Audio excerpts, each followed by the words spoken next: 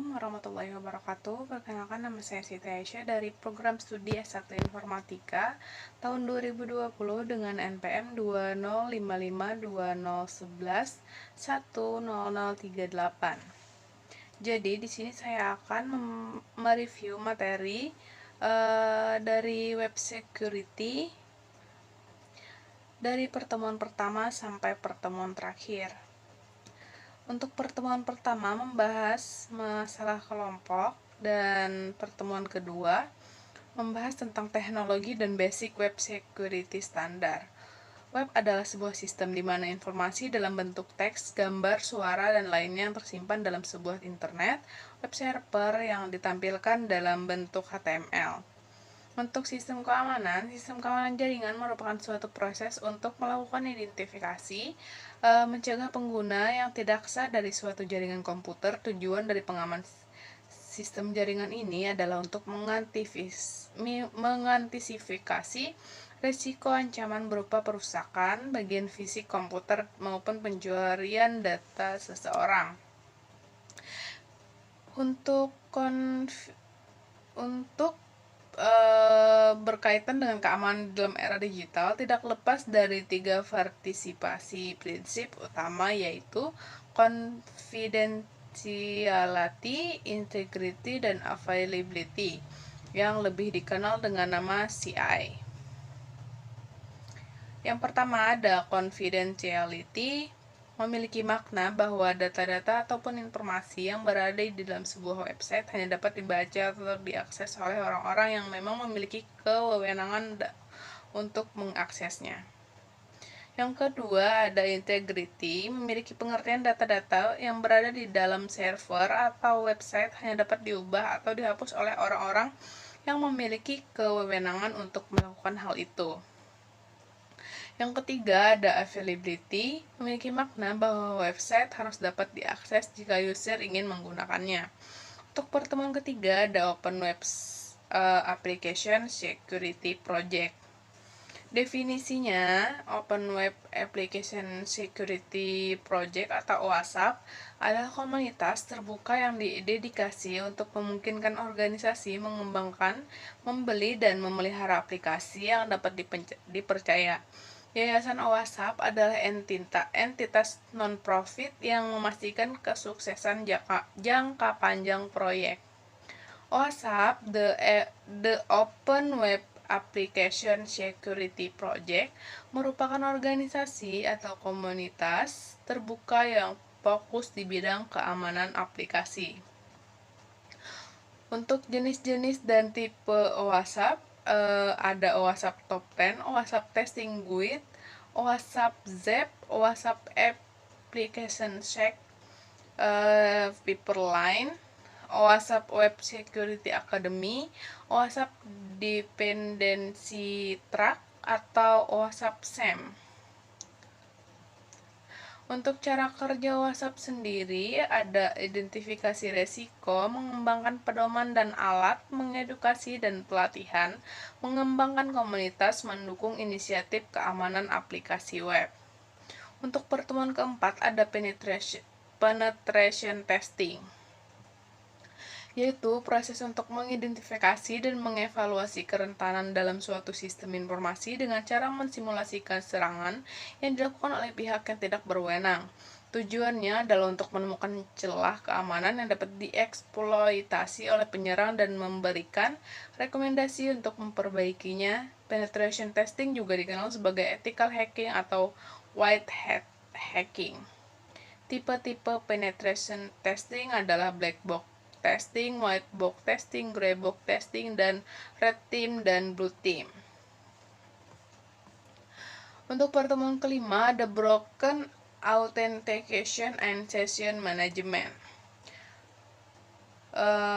yaitu merupakan salah satu dari beberapa serangan yang dapat dilakukan oleh seseorang yang berniat jahat, biasa disebut dengan istilah hijacker, dengan memanfaatkan beberapa kelemahan pada fungsi authentication dan session management. Pertemuan ke-6 ada sensitive data exposure, yaitu pengungkapan data rahasia yang seharusnya tidak boleh diakses oleh pihak yang tidak berwenang. Data rahasia atau sensitif ini dapat mencakup informasi pribadi seperti nomor identitas, nomor kartu kredit, password, informasi medis, atau bisnis rahasia. Untuk jenis-jenis sensitif data exposure, yaitu merupakan kondisi di mana informasi sensitif atau rahasia seperti nomor kartu kredit, password, atau informasi identitas pribadi lainnya yang diungkapkan secara tidak sengaja atau sengaja kepada pihak yang tidak berwenang. Berikut ini adalah beberapa jenis-jenis sensitif data exposure. Yang pertama ada data rendah, phishing, skimming, shoulder surfing, man in the middle attack, dumpster diving, keamanan yang buruk. Pertemuan ketujuh ada virtual private network atau VPN dan remote secure access.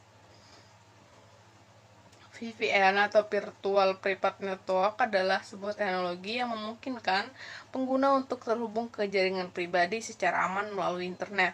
Dengan menggunakan VPN, pengguna dapat mengakses jaringan pribadi dari jarak jauh untuk mengirim data dan menerima melalui koneksi internet yang aman dan terenkripsi. Broken Access Control adalah jenis kerentanan keamanan pada aplikasi web yang memungkinkan pengguna tidak sah atau berwenang untuk mengakses informasi fungsi yang tidak seharusnya dapat dilakukan oleh mereka. Jenis-jenis kerentanan terkait dengan broken access control yaitu vertical privilege escalation terjadi ketika seorang pengguna dapat memperoleh hak akses lebih tinggi dari yang seharusnya mereka miliki. Contohnya, seorang pengguna bisa dapat memperoleh hak akses administrator dengan memanipulasi parameter permintaan atau HTTP. Horizontal Privilege Escalation yaitu terjadi ketika seorang pengguna memperoleh akses yang seharusnya tidak dapat mereka akses pada level yang sama. Contohnya, seorang pengguna bisa dapat mengakses data pengguna lain dalam level yang sama tanpa otorisasi yang tepat. Ada akses kontrol bypass terjadi ketika pengguna mampu mengakses sumber daya atau halaman yang seharusnya tidak dapat mereka akses. Contohnya, hanya admin yang dapat diakses oleh pengguna dengan hak akses admin, namun seorang pengguna bisa dapat mengaksesnya dengan memanipulasi parameter permintaan HTTP atau URL. Dampak dari kerentanan broken access control pada aplikasi web yaitu akses tidak sah, pencurian data dan manipulasi data, pelanggaran privasi. Untuk pertemuan ke-9 ada security misconfiguration, yaitu kesalahan atau kerentanan dalam konfigurasi kode yang memungkinkan penyerang untuk mengakses data sensitif atau merusak sistem. Ini dapat terjadi karena lemahnya izin pengguna, pengaturan keamanan akun, atau peraturan default yang tidak aman. Tujuan dari security misconfiguration ini adalah untuk mengidentifikasi dan mencegah kerentanan yang dapat menyebabkan pelanggaran data atau kompromi sistem. Beberapa contoh dapat dari security misconfiguration adalah data breach. Penyerang dapat mengakses data sensitif atau rahasia dari sistem karena konfigurasi yang buruk. Complete system compromise. Security misconfiguration dapat menyebabkan akses penuh ke sistem, memungkinkan penyerang untuk mengendalikan seluruh infrastruktur. Untuk pertemuan ke-10 ada cross-site scripting atau XSS. Adalah serangan injeksi kode pada sisi klien yang memungkinkan penyerang menyisip skrip berbahaya di halaman web atau aplikasi web. Serangan dapat dilakukan dengan memanfaatkan celah dalam aplikasi yang memungkinkan input dari pengguna tidak difilter atau divalidasi dengan benar. Dampak dari serangan XSS adalah kerusakan pada sistem. Penyerang dapat mengakses atau memanipulasi data pengguna seperti mencuri informasi login dan merubah konten halaman. Pencurian data sensitif pengguna dapat diambil oleh penyerang seperti informasi kartu, kredit, atau data pribadi lainnya. Identitas palsu. Penyerang dapat meniru pengguna atau mengambil alih akun mereka untuk melakukan tindakan ilegal. Pencegahan dari serangan XSS adalah validasi dan sanitasi input. Pastikan input dari pengguna telah divalidasi dan disaring dengan benar sebelum ditampilkan. Pengguna metode keamanan seperti HTTP only, cookie, dan content security policy. atau CSP. Escape data, selalu hindari menampilkan data yang tidak dipercaya tanpa menghindari terlebih dahulu. Untuk pertemuan ke-11 ada privasi dan anonimitas. Dalam konteks desentralisasi, privasi dan anonimitas menjadi perhatian penting. Jika desentralisasi tidak dikelola dengan baik, data dan transaksi pengguna dapat lebih mudah dilacak dan diketahui oleh pihak yang tidak berwenang.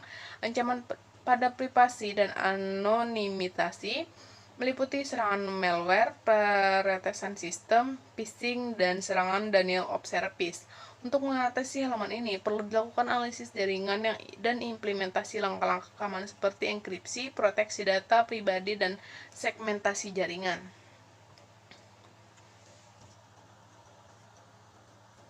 Untuk pertemuan ke-12 yaitu using component with no vulnerability. Pengguna komponen perangkat lunak atau hardware dengan kerentanan yang diketahui dapat menyebabkan kelemahan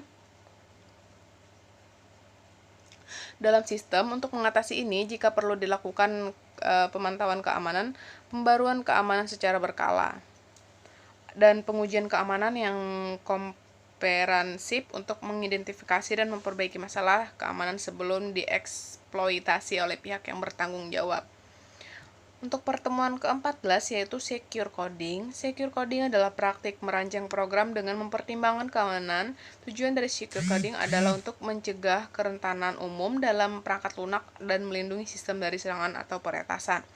Beberapa standar protokol web security dapat diperlukan, meliputi firewall aplikasi web, HTTPS, SSL, dan metode ancaman dan pencegahan pembobolan web seperti SQL injection, cross-site scripting, dan lain-lain.